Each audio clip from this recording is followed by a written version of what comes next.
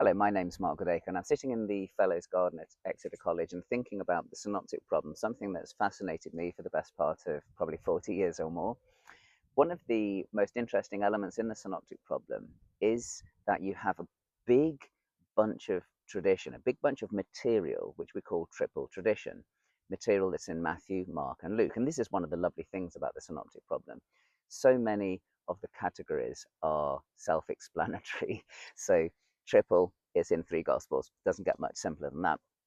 The triple tradition material, there's a huge body of material, and it features lots of stuff that you would think of as being absolutely fundamental to the Jesus story. So you've got the story of Jesus's crucifixion and a short story of the resurrection that's common between Matthew, Mark, and Luke.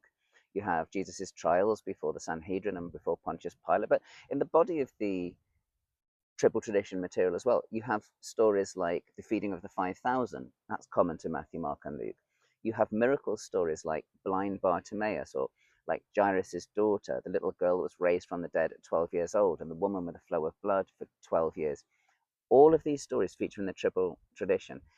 Triple tradition even has a kind of origin story because you have Jesus getting baptized by John the Baptist before John the Baptist is arrested.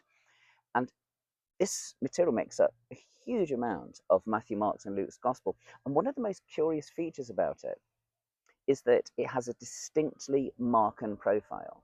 So the triple tradition effectively is pretty much all of Mark's gospel. It's not all of it, but a huge amount of Mark's gospel. What I mean by that is that most of Mark's gospel appears either in Matthew as well, or in Luke as well, or significantly in all three. And triple tradition is where it comes in all three. But there are those places as well where you've got Matthew Mark agreements and Mark Luke agreements.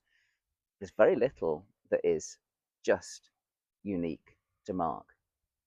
So triple tradition has to be important in how you solve the synoptic problem. And it's the first thing that you notice. And you notice it because it also has this really, really similar order. It's surprising how much Matthew and Luke, when it comes to triple tradition, track one another. Usually, if Matthew and Luke agree with each other in order, they agree with each other when they're writing in parallel with Mark.